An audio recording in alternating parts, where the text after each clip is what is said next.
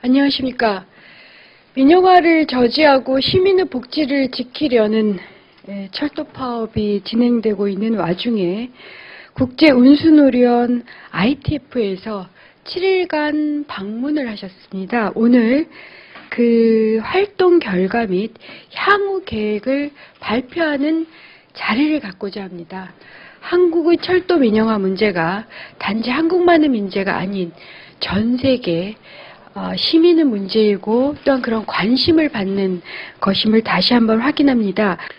The ITF has come to Korea to support the KRWU and to monitor what the reaction has been from the Korean government and to report back to the rest of the world about what is happening in South Korea and its oppression of the Korean Railway Workers Union strike. 국제운수노련 대표단이 철도 노조의 파업에 연대하고 한국 정부의 불법적인 노동 단합을 감시하고 그리고 해외에 이런 상황을 알리기 위해서 방한을 했습니다. The ITF have been here since 11 December, and during that time we have seen that this is a legal strike and the KRWU is meeting all of the minimum manning conditions required with its agreement with the Korean government. 우리가 12월 11일부터 활동을 시작했습니다. 그 활동하는 과정에서 철도노조 파업은 합법적인 파업이고 철도노조는 필수유지 업무 규정을 엄격히 지키고 있다는 것을 확인했습니다.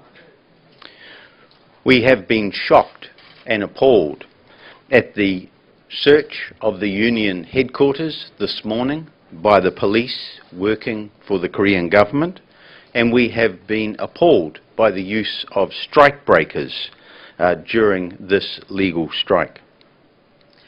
오늘 오전에 있었던 철도노조 본부 압수수색에 대해서 큰 충격을 받았고 또한 퇴직 인력 투입에 대해서 충격을 받고 큰 우려를 갖고 있습니다.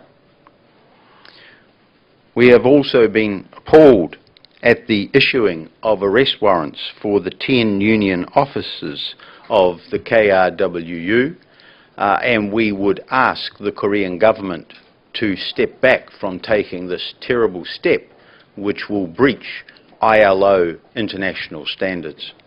또는 철도노조 지도부 10명에 대한 체포 영장 발부를 강력히 규탄하고 한국 정부에 체포하지 않을 것을 추구합니다. The Korean government and KORAIL's response to this legal strike has included the use of more than 6,000 strike breakers and the removal of 8,500 workers from their jobs. We stress again that these measures are grave violations of ILO standards, including the core conventions of freedom of association and of collective bargaining. These are ILO standards 87 and 98. 우리는 이 한국 정부의 철도노조 파업에 대한 대응하는 방식은 6,000명 이상의 퇴직 인력 투입과 8,000명 이상의 철도노조 소업원의 직위 해지를 포함하고 있습니다. 다시 한번 강조합니다. 이런 조치들이 국제 기준을 위반하고에 대한 위반입니다. 특히 ILO 협약 87호 98호 교섭 자유위원회 협약과 단체 교섭 협약의 위반입니다. Other unions around the world, other railway unions around the world undertake strike action against government policy like privatization and do not respond in the way that the Korean government has. For example, a recent strike in France by the railway workers did not in any way see any government reprisals to those workers, and in Thailand the use of strike breakers during legal strikes would be completely unlawful. This shows the oppression and breach of international standards by the Korean government.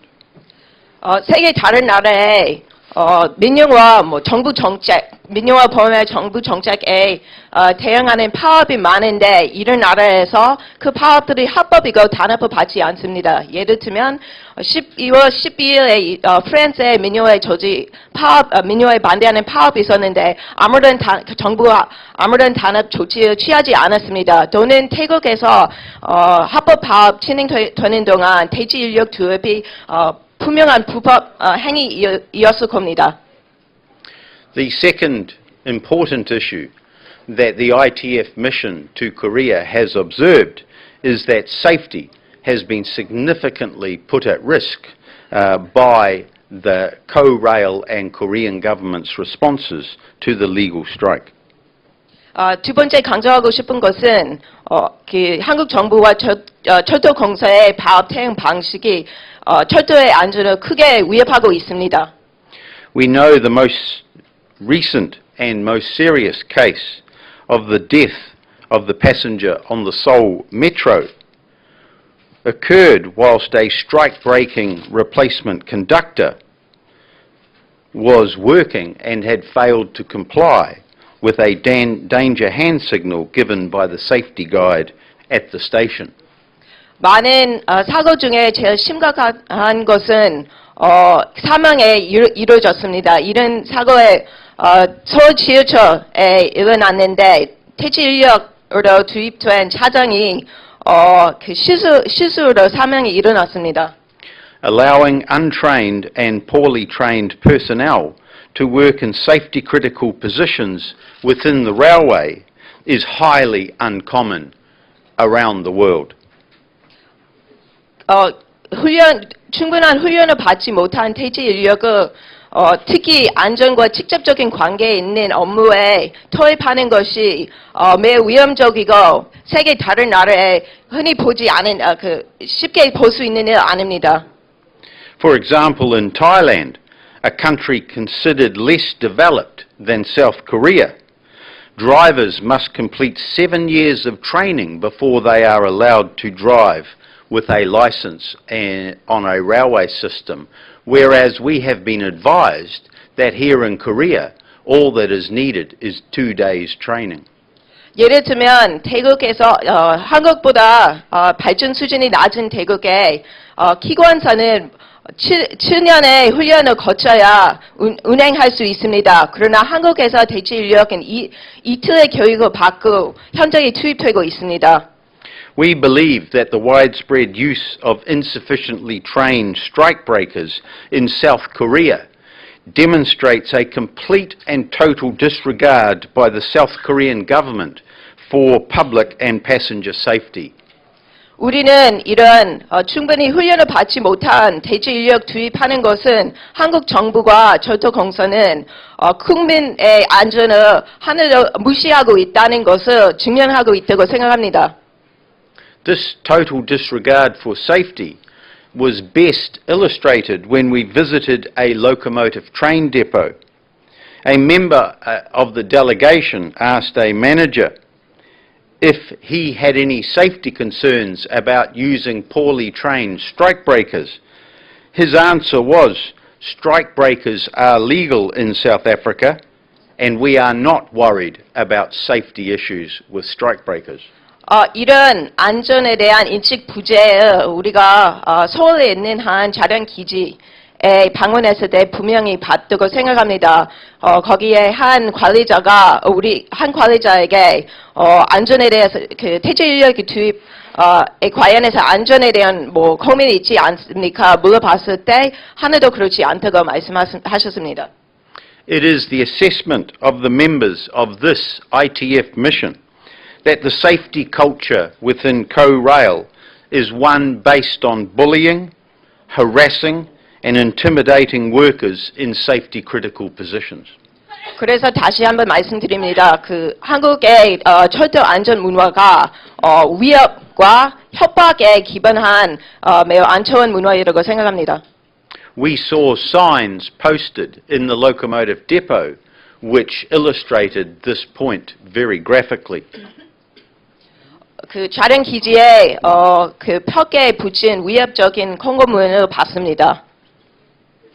Internationally, these practices at Co-Rail are termed as a blame culture. The blame culture is recognized throughout the world as a fundamental barrier to meaningful improvement of workplace health and safety. 국제적으로 이러한 조직들은 용납되지 않고 특히 그 국민의 안전에 위협하는 행위로 인정되고 있습니다. The imprisonment of the train crew involved in the Daegu accident on 31 August is a clear example of a strong blame culture at Co-Rail that runs against these global trends. 지난 8월 30일에 있었던 대구 열차 사고 이후의 후속 조치, 즉 승무원 구속은 이런 철도공사와 한국 정부의 안전 문제에 대한 인식과 그 안전 문화 보여주는 사례라고 생각합니다. 예, 감사합니다. 지금까지 웨인 버슨 국제운수노련 ITF 아태지역 철도분과 의장님은 말씀 있으셨고요. 다음으로 웨스타인 아슬렉센 국제운수노련 ITF 철도분과 의장님께서 향후 계획에 대해서 발표해 주시겠습니다. Thank you. I will say something about the ITF follow-up on this situation. 예, 감사합니다. 저는 앞으로 국제운수노련이 어떻게 대응할 건지 말씀드리겠습니다. We will, of course, report back to our worldwide affiliates about our findings, and our follow-up will be in 3 steps. 우리는 당연히 우리 가맹 조직에게 한국에서 관찰한 내용을 보고하겠습니다. 또는 3가지 방식으로 대응하겠습니다. Firstly, we will recommend our members to follow up this through their national governments, to put pressure to the South Korean government to apply to the international labor standards. 첫 번째 대응은 가맹 조직에 그들의 정부에 면담에서 한국 정부에 압박할 것을 요구할 것을 권고하겠습니다. We will also follow up as step number 2 through the international organizations like the ILO, the United Nations Labour Organization, and the economic organization OECD. 또는 국제 노동기구와 UN, OECD과 같은 국제기구 통해서 대응하겠습니다. But I'm sorry to say that our experience with this government is not good in complying with international standards. So the 3rd step will be to try to put economic pressure on the South Korean government. 그러나 우리가 벌써 알고 있듯이 한국 정부는 이런 국제 기준에 별로 신경 쓰지 않습니다. 그래서 경제적인 압박으로 대응하겠습니다. Our member organizations all over the world have quite a lot of influence in their national railway companies. 우리의 세계 각국에 있는 가맹 조직은 철도 회사과 관계를 맺고 있고 많은 영향을 행사할 수 있습니다.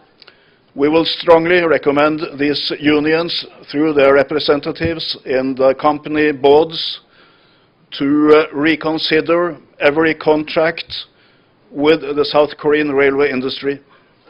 그래서 이런 많은 가맹 조직들이 철도 본국의 철도 회사의 이사회에 참여하고 있는데 이사회를 통해서 한국 철도 산업과 모든 계약을 재검토할 것을 요구하겠습니다. The South Korean railway industry is rapidly expanding, but we cannot have a situation where railway companies all over the world purchase rolling stock and other railway materials from a country who does not respect normal labor standards. 한국 철도 산업은 계속해서 성장하고 있지만 우리가 다른 나라들이 이런 노동 기준과 노동권을 무시하고 있는 나라에서 차량을 포함해서 포함해 철도 제품을 구매하는 것을 절대 용납하지 할 수 없습니다. So this will be our concrete follow-up steps, and we will continue to monitor the situation very, very carefully. Thank you. 이런 조치를 통해서 이런 구체적인 조치를 통해서 대응하겠고 한국 상황을 계속해서 모니터링하겠습니다. 예, 감사합니다. 박근혜 정부의 무리한 이 철도 민영화가 이런 국제적인 항의까지 조직하고 있는 것 같습니다.